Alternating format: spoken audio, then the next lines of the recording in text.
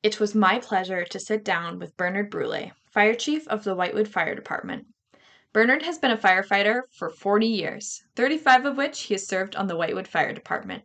An important service that I know my family is grateful for, as we have required their expertise a couple of times. It is these volunteers in collaboration with other first responders that keep our community safe. This is our 6th episode of Community Conversations. I'm your host, Kathryn. Let's converse.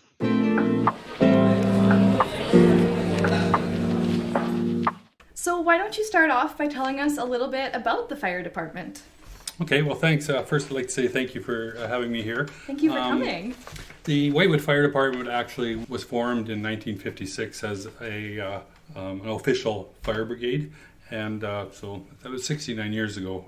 Started off with 6 members. They tried to get 10 to be official, and they did end up getting 10. And the first fire chief was Al McEwen, and he was fire chief until 1967, and then Gord Johnson took over from there. And Gord was fire chief until 2013, and that's when I took over as fire chief. So as of right now, we've got 18 members. We have 4 females and 14 male firefighters. And so we're down about 3. We'd like to be around that 21, but we had a couple of retirees, and then one firefighter moved away. So. That's awesome. So how long have you been a firefighter, and what inspired you to volunteer? So I've been in the fire service for 40 years. This will be my 40th year. I started at Mosaic on the fire department there first, and then I started here in Whitewood 35 years ago. I worked with a fellow, Dwight Armstrong, and he was in the fire service, and I always was intrigued by his stories and you know how excited he got when he could tell me a story when they helped somebody out, and the gratitude that he got. And I thought, this is something pretty good, that where you can go and help somebody and then you actually get a sincere thank you for it. And it's nice to help out your community and the people that are in need and need you. So. Yeah, that's awesome. So what is the role or duties of a member that's on the fire department, and are there different roles that they play? Yes, there's actually lots of roles. But the first role of a firefighter is to preserve life, property, and environment. The safety of our team, the safety of other first responders on the scene, as well as the people that we're helping. The roles have changed over the years. When it first came out, basically a firefighter just was there to throw water on the red stuff and put it out. And since then, things have changed so much. Where we're dealing with so many different chemicals now, in the volume that the trucks are hauling. Electric vehicles is another one. Larger industrial equipment that we're seeing out there, and then the high rate of speeds on the highway and the accidents. So our members are trained to deal with this. As a new member coming in, we first get you trained under your safety and your PPE, and then we slowly bring you into different modules. You need 23 modules to become a level 1 firefighter. So our goal as Whitewood Fire Department is to have over 80% at a level 1. Everyone can't do it because putting an SCBA on, some people are claustrophobic and they can't do it, but there's other jobs that they can do. So we do have a very good group of firefighters, and there isn't anything out there that I'd be scared to tackle with the group of men and women that we have. That's amazing. So walk us through the steps that you guys take when you receive a call. Okay, so what we'll do is we'll get dispatched out of PA. We're set up under a text, so we'll get a text tone, and it'll just say whether it's a fire or an accident. So we will reply back whether yes or no that we can make it. From there, we'll go to the fire hall. Myself or my deputy or whoever's in charge, if we're not there, they will get the radio. They'll call dispatch, and they will let them know that we received their page and we're meeting at the hall. At that time, PA will give us more information on what it is, where it is, and then that'll be whoever's incident command. They'll decide then, okay, what vehicles do I need, what manpower do I need. If I don't have enough people coming, we can try and go for mutual aid or put out a second page. We do have a WhatsApp between the firefighters, so if we get a call, if you can't make it, you say, no, can't make it. This way, by the time I get it to the hall, I can see, okay, I've got 5 coming, and this is pretty big, so I'll send a second page, and if I don't get any more, then we'll do a mutual aid call, whether it be Broadview, Kipling, Mooseman, Mopala, Stockholm. So we do have all the communities around formal mutual aid agreement with them. So once we are at the hall, we're heading out the door. We'll also look on an email that gives us a little more information. Once we see the manpower, I'll give jobs to different officers. If it's a fire, okay, I'll have somebody on looking after the attack team, somebody looking after the RIT team. That's a team to go in if one of our firefighters goes down. And as well, we have a safety officer at every incident. So once we get on scene, everyone will have their jobs, and we'll do a scene survey, make sure there's no hazards there or unseen hazards as soon as we drive up. From there, things can change very fast on a scene, whether it be a fire or an accident scene, and everyone is trained to how to deal with it, and everyone is taught to, if you see something, just call out, freeze, everybody stops, and make sure that we know what's going on or what the hazard is. Right. So from there, we'll end up, once we mop up and finish the scene, we'll go back to the hall.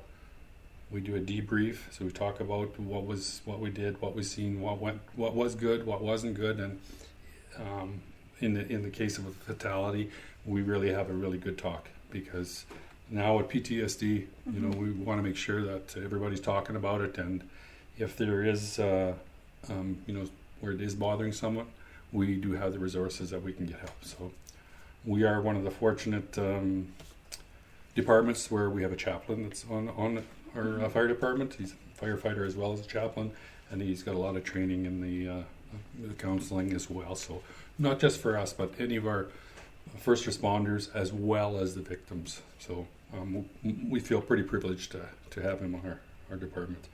Right.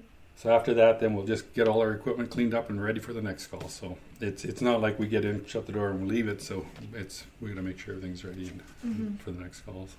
Yeah. You talked a little bit about collaborating with others in the area, other fire departments, but talk a little bit more about that collaboration with other first responders that you guys do. Okay, so EMS and the local RCMP, we've got really good working relationship with. We'll go to a call, whether it be an accident, we're there to assist the EMS as well as RCMP. Unfortunately, RCMP are so, they have such a big area and they're pretty short, so lots of times we'll take over the traffic control. If we have enough members, we'll do the traffic control, let them do their investigation, help them if they need anything out of the vehicle or any of the belongings for the people. And EMS, again, very good working relationship. We'll get if it's an entrapment, we'll get it opened up, get it safe for them to get them in, and then as well help them remove the casualty and package them up and get them into the ambulance. Also, with the EMS, anytime they have we see a lot of our EMS people are smaller, younger ladies, and when you have to go and pick up a 300-pound individual, it's nice that they can call us and we'll go and give them a hand. So we've got a very good relationship with both of those groups. That's awesome. So what is your most memorable call that you were called on?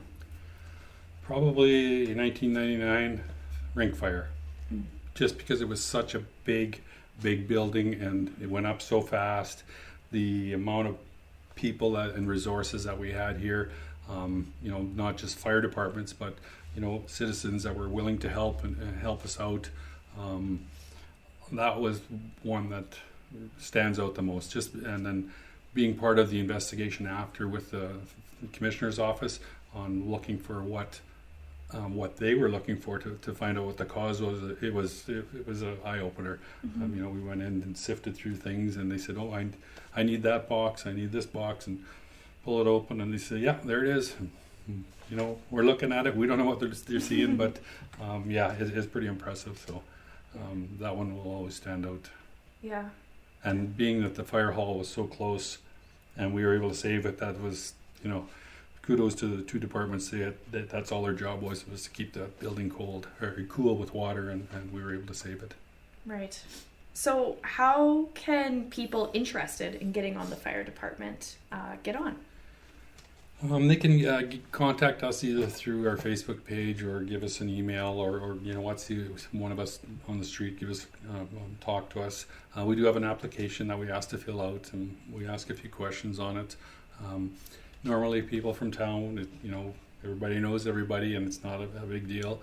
When we have people come from out of town, we might do a little more history on it, just because when you have in a fire department, you need to know who your partner is, and can you trust them, and can they trust you? And it's a different kind of scenario, I guess, or you want to make sure you can trust that person. So again, we also make sure that there's nobody coming in with they got a bad back and you can't do any lifting. Well, unfortunately, in the fire department, there's a lot of lifting.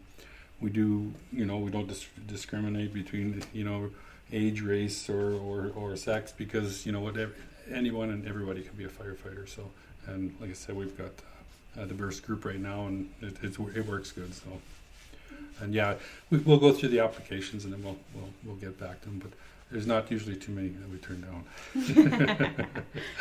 One thing I really like that you said is you really have to trust your partner and trust that. So how do you foster that trust within your department? Well, what we do is we'll training scenarios and everything. When we'll put them in a smoke-filled room, and we'll blank off their mask. You and your partner go in, and you guys go in so far until you find a connection in the hose, and now your partner has to tell you which way to go. Because by feeling the hose, you can tell which way is out and which way is in. It's we'll get them in there, and they will be so mixed up they don't know where they are. But you go to a connection, you can tell which way is out. And so that's just a fun game one, but it does get people thinking, and it's no different than in an accident where you're running a jaws or cutting tools, and you're that close to the tools. So it is.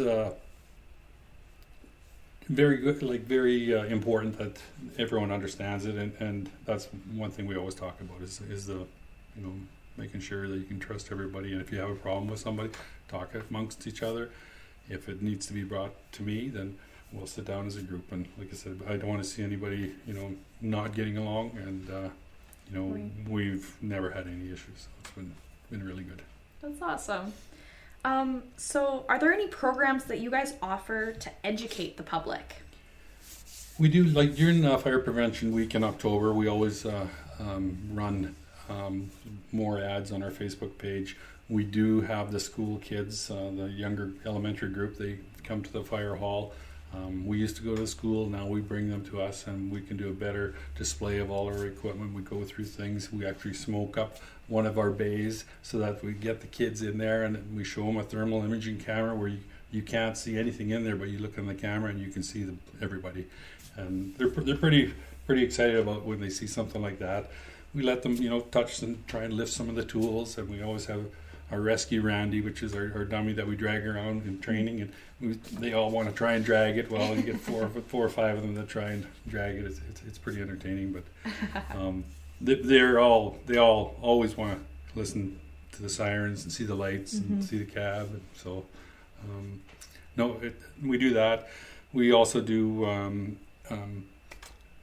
We'll go to the Green Street apartment, and we'll go there and we'll do a fire talk about cooking, and where most fires are in the kitchen and stuff like that. So and also if anybody ever wants us to come and discuss, we will. We did a demonstration on fire blankets and how to use them. So we're always looking for public education stuff that we can do. Mm-hmm. No, that's awesome.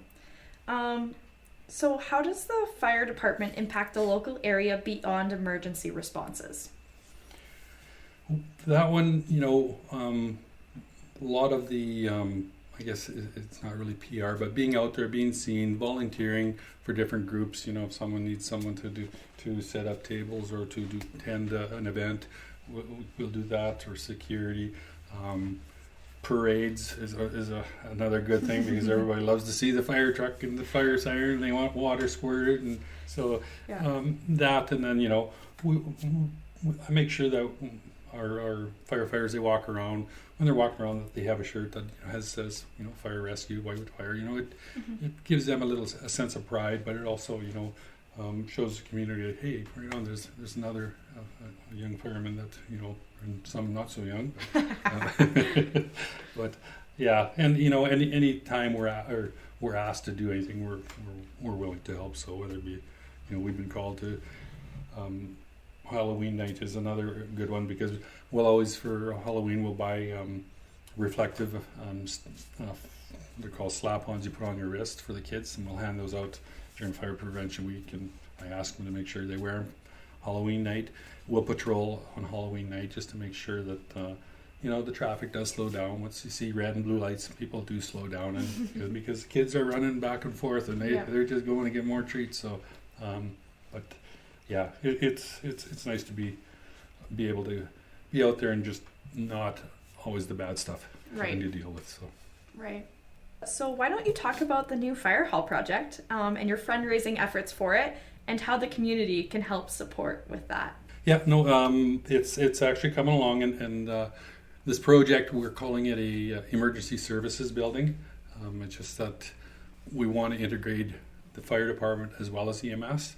That way, if we can get EMS a place to stay as well as 2 bays, we did talk to the EMS superintendent that if we had a second bay, they would allow us to keep a spare ambulance for this area in Whitewood. So it would, guarantee the next 50 years, let's say, of having a fire department and EMS.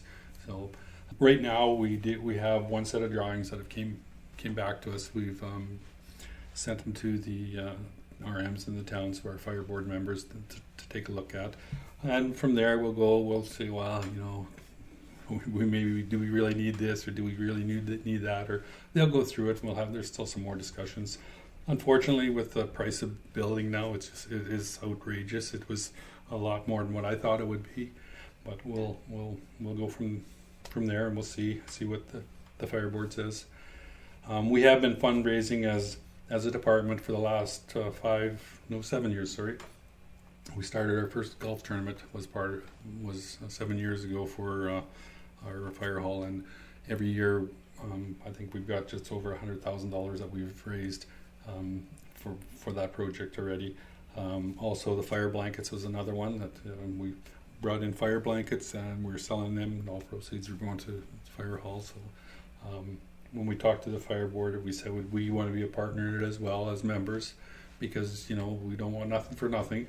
We're willing to do our part, fundraising, get helping get some funds raised as well. So, right. But so until we'll hear back from them, and we'll see from there. Right. So you have the golf course, the golf tournament. Sorry, is one of the things that you guys have. And what day is that? That is actually June 21st. Okay. And it's last year we raised over I think it was $23,000. Like the support from our the businesses, and the golfers were sold out, within a month as soon as we basically put it up, and we get so much support, and I can't thank everybody enough for that. It's a fun day. Everyone has fun. We do raise a lot of money. We are also do a gas barbecue raffle that same day. So the barbecue is donated. Sask Energy gives us $1,500 to buy a natural gas appliance, and we sell tickets on it. So, and anyone wanting to donate, they can talk to the town office, and make donations there as well to the Fire Hall project. That's awesome. So what is one safety tip you would like to highlight before we finish our conversation? Smoke detectors and CO2 alarms. You know, I love these things, and it's funny, everybody laughs when I say that, but you know, they get the people out of the house before we get there. We pull up, and if I see everybody out, I'm very happy, because now I don't have to say, okay, you and you got to go in that burning house and look for somebody. So Right. you know, it puts less risk on our members, and you know what, the sooner you can get out of the house, the better, because with the new materials, the building materials and the plastics and everything else, a fire, 20 years ago would take, maybe 4 or 5 minutes for the room to be engulfed. Now you're probably about a minute and a half. Like it's everything's so flammable nowadays. So. Right. But yeah, change your batteries every year if they're battery operated. Make sure get them hardwired and they have a battery backup. And yeah, like I said, that's when I really push. Yeah, definitely. Do you have a brand that you recommend, or anyone's There's good? so many. Just they got to be.